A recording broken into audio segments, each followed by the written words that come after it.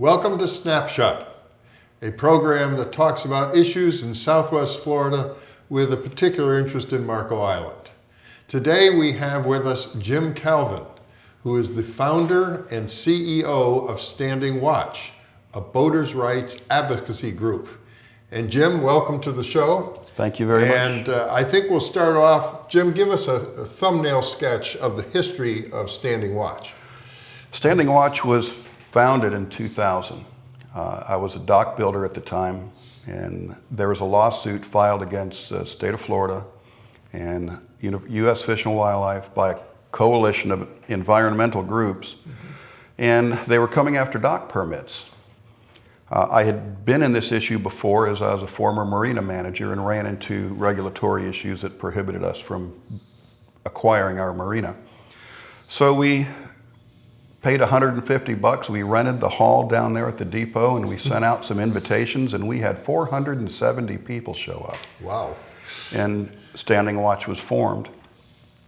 We sent out some feelers to other regional boating groups around the state of Florida. We had 9 other groups from Jacksonville, Brevard County, Fort Lauderdale, Tampa, Pinellas County, and the Panhandle join us for a meeting in Orlando, and they all bought into the concept of a statewide coalition. And that's how we were formed. That's amazing. And at one point, what was your membership capacity? And when the dock permits were locked up and everybody in the state was feeling the pain, our membership was over 25,000 people. Grassroots As operation? a grassroots operation, all volunteer board of directors. We had 1 lobbyist in Tallahassee, and of course we had some legal fees that were generated.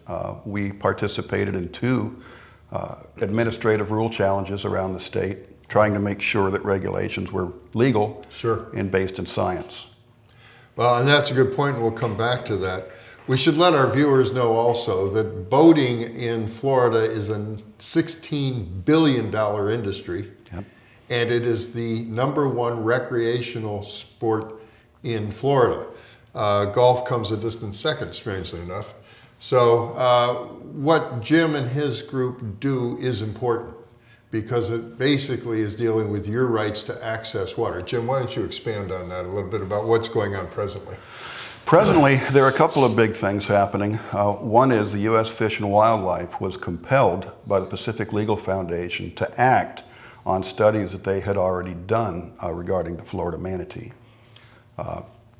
They had already done the research, didn't act on it because the science said that the animal should be removed off of the endangered species list. It's no longer on the knife edge of extinction. It's doing very well. It's flourishing. And if that process goes through and the manatee is not endangered any longer, that kicks a regulatory ball back to the state of Florida. State of Florida hasn't had to regulate these waters in a very long time. They were able to sit there and say, our hands are tied, it's an endangered species, there's nothing we can do. Now Florida gets to regulate our waterways again. This should happen January of 2017. There's a public comment period running right now. People can go to standingwatch.net, and there's a 1-click link to go to the federal site, and you can put your comments in as a concerned citizen, as a boater. We just finished a 4-day symposium in Tampa called the National Working Waterfronts Symposium. People from all over the world were there. Army Corps of Engineers, U.S. Fish and Wildlife, Florida Fish and Wildlife, the Marine Industries Association, the Marine Manufacturers Association, Boat US was in attendance. There were also environmental organizations that were there. Standing Watch was the only Florida-based public advocacy boating group that was there, and we had some significant input. Our big issues of the day are anchoring regulations, which are being discussed in the legislature as we sit here. We have a amendment to the Manatee Sanctuary Act that will give more teeth, more input from the local rule review committees when the traveling regulatory show comes to town. There's going to be more weight given to input from local stakeholders, and that's real important. The folks flying the desks in Tallahassee and Atlanta don't know what goes on in our waterways. The people down here do. And each waterway is distinctive.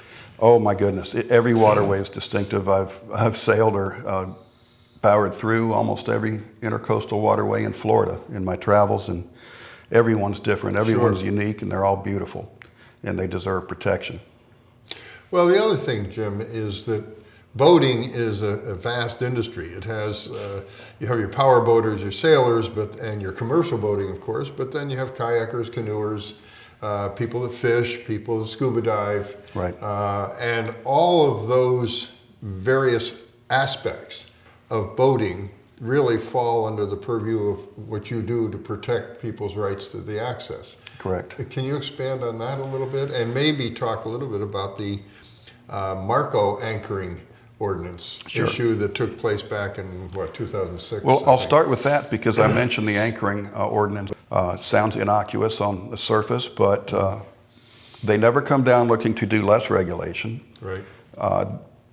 And what we have now is a new manatee park that the feds have built down in Port of the Islands. I don't know if anybody's aware of that or has seen that.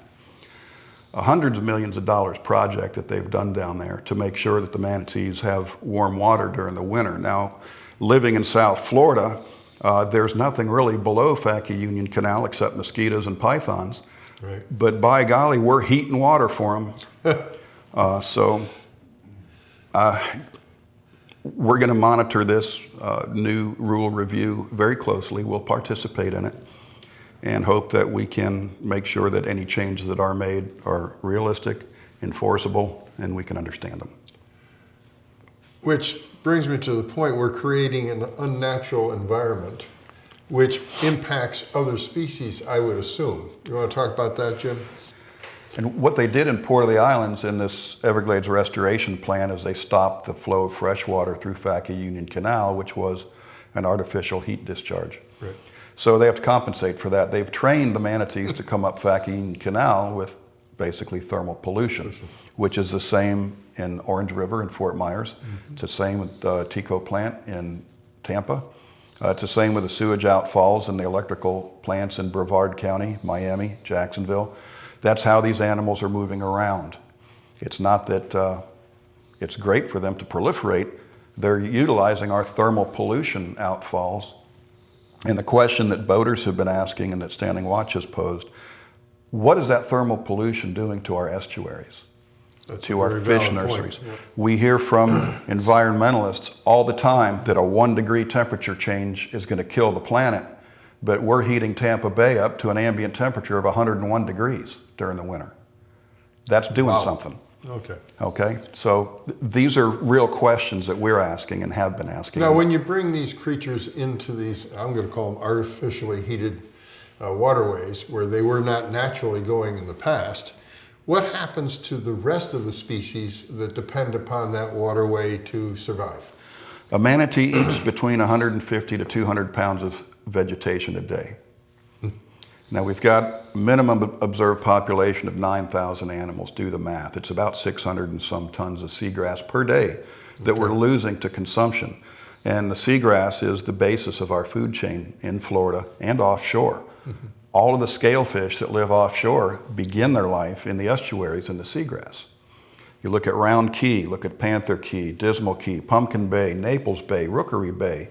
All of the bays that used to be lush with seagrass here in the 60s, 70s, they're gone. Denuded. Yeah. And yes, we have water quality issues, and that's not helping matters. Mm-hmm. But the same is true in Brevard County. The same is true in Tampa. The same is true Crystal River. If you look at a before and after picture of Crystal River, now that there's 700 manatees that go in there every year, the Kings Bay is under a massive reclamation project through a group called Save Crystal River, and they've gotten the Pacific Legal Foundation involved.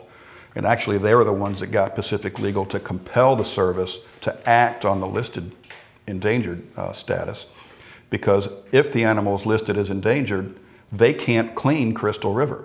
Sure. They have to get that status changed before they can go in there and vacuum out decades of waste that's settled onto the bottom and is prohibiting the grass from growing. Sure. So there are proactive steps that can't be taken until that situation is solved. Okay. The manatee that we have in Southwest Florida is the West Indian manatee. That's true. And my understanding is that recent surveys have showed that they actually territorially go all the way up to Virginia and obviously down through the Caribbean where was their natural home to start off with. And they're doing that by leapfrogging the thermal outfalls. Okay. They get north of Jacksonville, then they have pulp mills that have effluent, then they still have the power plants, they still have the sewage plants, and the highway runoff is hotter than the ambient water temperature. So what's happening to the fishes and the crustaceans in the areas where they're moving to where they have never been? That was my concern, is that this is an environmental disaster potentially. That's what the boaters have been saying. The boaters are stereotypically cast as the villains in the environment, and we're the destructors. Yeah. We're the ones ringing the bell saying, guys, sure, we've got a problem. And so far, we have not been able to get federal or state agencies to say, yeah, we see that, we're going to work on that. Right now, as you said before, it comes down to science, Jim. Correct.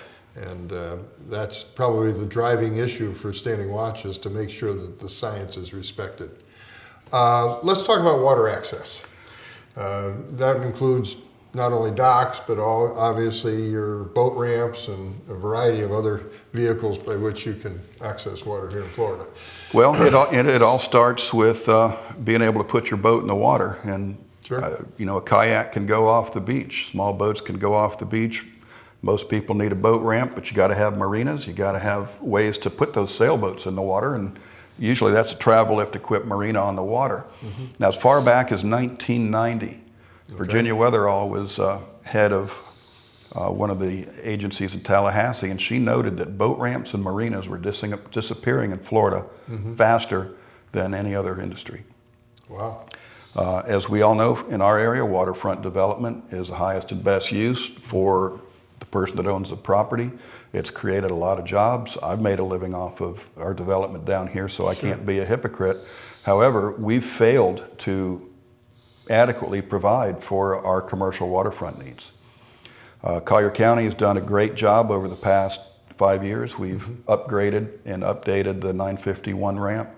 We've done the same thing to Bayview Park through Jim Coletto. When he was our commission chair, Collier County acquired the property in Goodland for the Goodland boat ramp. That was Donna Fiala that worked on that for us. Donna? And we've done a good job there with the boat ramps. Where we have done a poor job is making it possible for the marinas to survive. Right. We are down to 3 marinas in Collier County that are travel lift equipped.